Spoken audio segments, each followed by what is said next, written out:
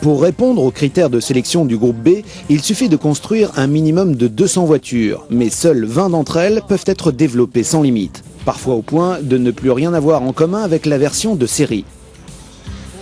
Pour être compétitif, les 4 roues motrices sont obligatoires. De plus, sans aucune expérience en compétition par rapport à ce nouveau système de transmission, c'est avec un peu de retard que Ford sortit sa nouvelle RS200. Présentée en 1984, elle gagne dès ses débuts en course en 1985 et est encore loin d'avoir atteint ses limites lorsque la FISA décide de mettre un terme au groupe B. Il ne fait aucun doute qu'avec un peu plus de temps, la Ford RS200 aurait pu figurer parmi les meilleures voitures de l'histoire.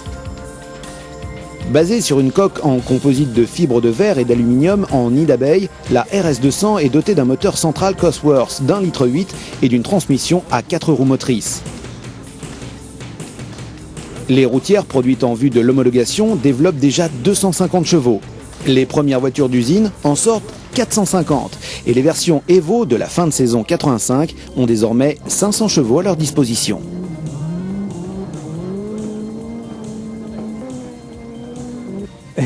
En bien des sens, la RS200 souffrait des défauts de la Focus actuelle. Le concept de la voiture était en lui-même merveilleux. Un centre de gravité très bas, un moteur très disponible et une excellente répartition du poids. Mais la voiture était trop lourde.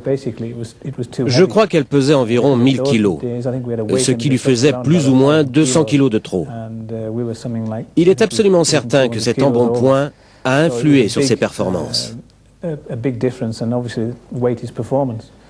Par contre, dans les rallyes les plus difficiles, elle était sans rival.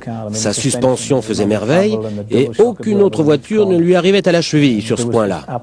Je crois qu'elle aurait pu obtenir de très bons résultats dans le rallye d'Afrique de l'Est ou dans d'autres épreuves de ce genre.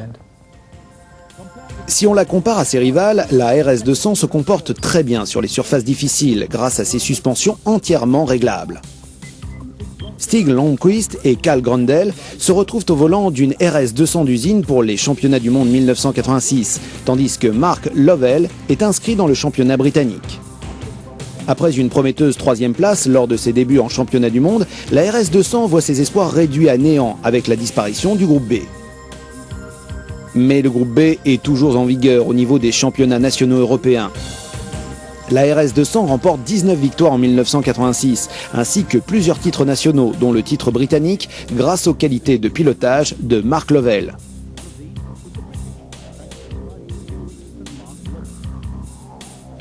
En 1987, Ford prévoit le lancement de la RS200E de 2,1 litres, forte de 600 chevaux, ce qui en fait la voiture de rallye la plus puissante jamais construite, à hauteur de l'Audi Quattro version Pikes Peak.